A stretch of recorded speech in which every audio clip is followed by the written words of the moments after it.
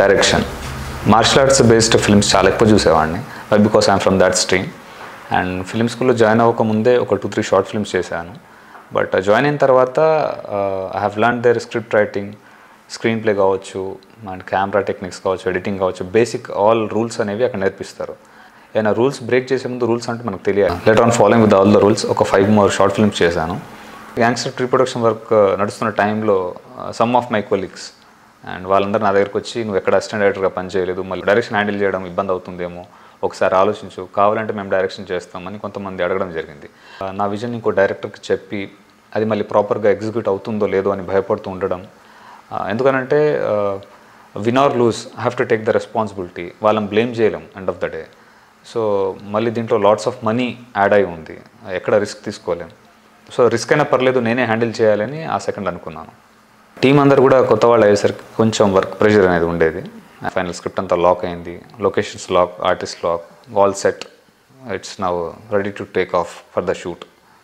And first day experience అనేది it's like కొంచెం డిఫరెంట్గానే ఉండేది ఎందుకంటే కొంచెం నర్వస్గా ఉండేది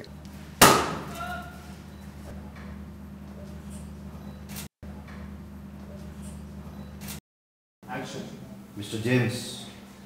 నువ్వు నాకు ఫేవర్ చేయాలి ఇద్దరు డాన్స్ మధ్యలో జరిగే సీన్ అది వాళ్ళకి సీన్ అంతా ఎక్స్ప్లెయిన్ చేసి మానిటర్ ముందు వచ్చి కూర్చొని ఆ టైంలో మా కోఆర్డినేటర్గా మా దగ్గరకు వచ్చి నీకు ఆర్డర్ తెలుసా అని అడిగారు నాతోటి లైక్ కెమెరా రోల్ యాక్షన్ అనేది అండ్ ఐ వాజ్ లైక్ కొంచెం కన్ఫ్యూజన్లో ఉంటే ఆయన నాకు ఎక్స్ప్లెయిన్ చేశాడు ఫస్ట్ కెమెరా అని చెప్పాలి దాని తర్వాత రోలింగ్ దాని తర్వాత యాక్షన్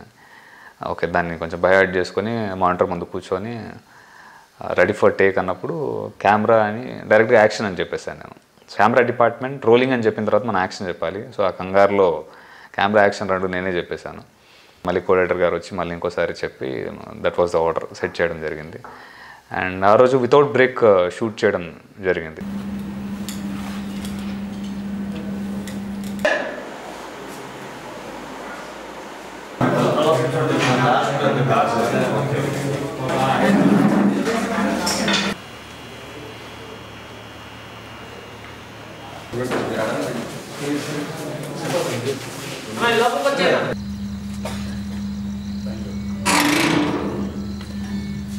అండ్ ప్యాకప్ టైంకి ఆల్మోస్ట్ లైక్ నైట్ 2:30 అయింది చాలా ఎగ్జైట్మెంట్ నర్వస్నెస్ అండ్ ఒక 100 మంది మన కోసం పనిచేయడం అండ్ మన విజన్కి తగ్గట్టు వాళ్ళందరూ మనకు సపోర్ట్ చేయడం so it's like all together ఒక డిఫరెంట్ ఎక్స్పీరియన్స్ ఫస్ట్ డే అనేది ఫస్ట్ షెడ్యూల్ ఫినిష్ అయ్యే టైంకి నాకు కొన్ని క్లారిటీస్ దొరికాయి నాకున్న బడ్జెట్కి ఈ కథ ఫినిష్ అవ్వదని నాకు అర్థమైంది ఈ కథని 2 పార్ట్స్గా డివైడ్ చేయాలని అప్పుడు ఫిక్స్ అయ్యాం సో కథ అంతా హీరో క్యారెక్టరేషన్ చుట్టూ నడిచేలాగా ప్లాన్ చేసుకున్నాము సో దాని తగ్గట్టు కథని రీరైట్ చేయడం స్క్రీన్ ప్లేని కొంచెం చేంజ్ చేసుకోవడము అండ్ దీనికోసం కంప్లీట్గా ఒక 3 months వర్క్ చేసి పార్ట్ 1 ఫైనల్ స్క్రిప్ట్ రెడీ చేశాం ఒక 4 months గ్యాప్ తర్వాత సెకండ్ షెడ్యూల్ స్టార్ట్ చేయడం జరిగింది ఒక కొత్త డైరెక్టర్ని చూసి అందరూ వీడేం డైరెక్టర్ అని అనే స్టేజ్ నుండి వీడి కోసం మనం ప్యాషనెట్గా పనిచేసే స్టేజ్కి తీసుకెళ్లే బాధ్యత అది మన మీదే ఉంటుంది ఎందుకనంటే చాలామంది సినిమాని థియేటర్లో చూసి జడ్జ్ చేస్తారు బట్ మన క్రూ మెంబర్స్ మన టీం మాత్రం లైవ్ లొకేషన్లో షూట్లో డే 1 నుంచి మనల్ని జడ్జ్ చేయడం స్టార్ట్ చేస్తారు ఎందుకంటే వాళ్ళందరికీ అంటే ఆఫీస్ బాయ్ దగ్గర నుంచి మొదలు పెడితే పనిచేసే ప్రతి టెక్నీషియన్కి సినిమా మీద చాలా నాలెడ్జ్ ఉంటుంది సో వాళ్ళందరికీ ఎప్పటికప్పుడు బెస్ట్ అనిపించేలాగా షార్ట్స్ కానీ సీన్స్ కానీ షూట్ చేయడం చేసేవాడిని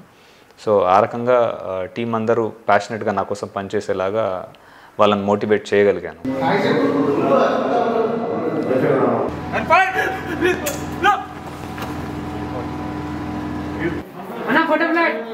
చాలు చాలు చాలు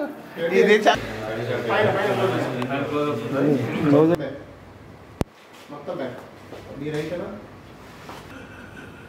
జార్జ్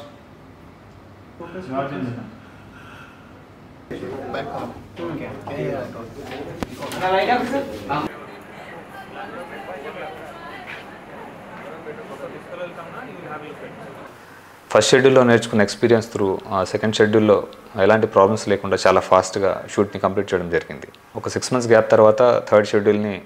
స్టార్ట్ చేయడం జరిగింది ఈ పర్టికులర్ షెడ్యూల్లో వచ్చేసి చిన్న చిన్న మిస్టేక్స్ చిన్న చిన్న ప్రాబ్లమ్స్ కూడా క్రియేట్ అవ్వడం జరిగింది అండ్ ఒక డిఓపి కావచ్చు కొంతమంది టీం మెంబర్స్ని తీసేయడం జరిగింది ఎందుకంటే ఒక సినిమాని చాలా ప్యాషనెట్గా మనం పనిచేస్తుంటాం అలాంటి ఫిలింకి ఎవరైనా ఇబ్బందికరంగా ఉన్న వాళ్ళని చాలా పొలైట్ వేలో సినిమా నుండి తీసేయడం జరిగింది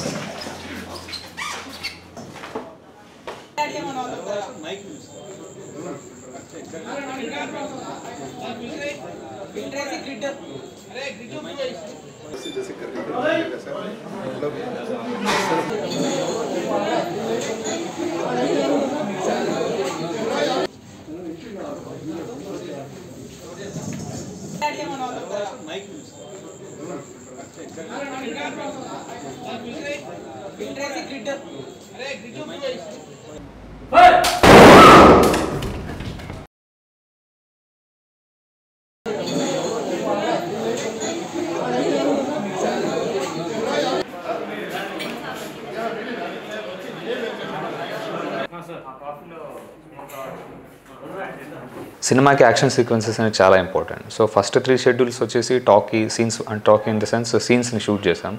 ఇక ఫైట్స్ని మాత్రం పర్టికులర్గా లాస్ట్ షెడ్యూల్లో చేద్దామని ప్లాన్ చేసుకున్నాం. ఎందుకంటే యాక్షన్ సీక్వెన్స్ అనేది చాలా ఇంపార్టెంట్ ఆ సినిమాలో. సో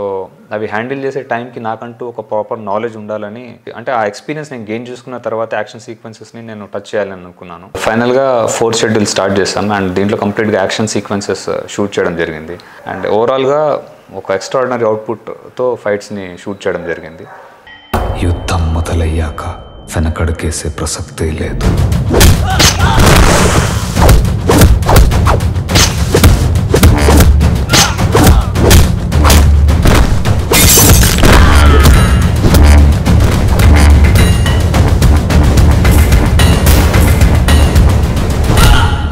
మాంటేజ్ సాంగ్ కోసం లిమిటెడ్ క్రూతో బీచ్లో షూట్ చేయడం,